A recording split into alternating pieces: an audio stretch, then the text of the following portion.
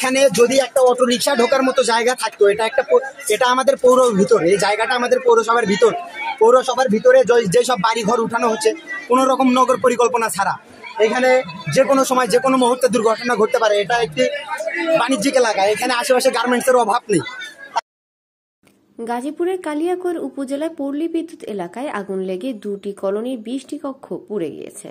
গাজীপুর থেকে উলিদুর রহমানের পাঠানো প্রতিবেদন ও ভিডিও চিত্র নিয়ে বিস্তারিত। প্রত্যক্ষদর্শী ও ফায়ার সার্ভিস বিভাগ জানায়, বুধবার বিকেলে ওই এলাকায় রফিকুল ইসলামের মালিকানাধীন একটি কলোনির 5টি কক্ষ ও সাইজুদ্দিনের মালিকানাধীন আরেকটি কলোনির একটি কক্ষে হঠাৎ আগুন ধরে যায়। আগুন দ্রুত ছড়িয়ে পড়লে প্রথমে স্থানীয়রা আগুন নেভানোর চেষ্টা করেন।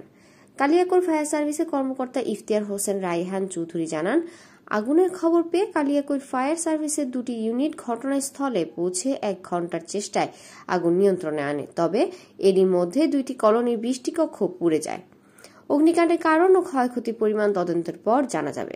সূত্রপাত জানা গেছে 5টার দিকে যখন আগুন লাগা তখন এই বাসার ভিতরে ছিল, আর একটু হয়েছে দেখে দৌড়ে আসছে, আর দেখি 5টার থেকে আগুন লাগা শুরু। আগুন লাগার সূত্রপাত একটাই বোঝা যাচ্ছে, যে রুমের থেকে আপনার আগুনটা লাগছে ওই রুমে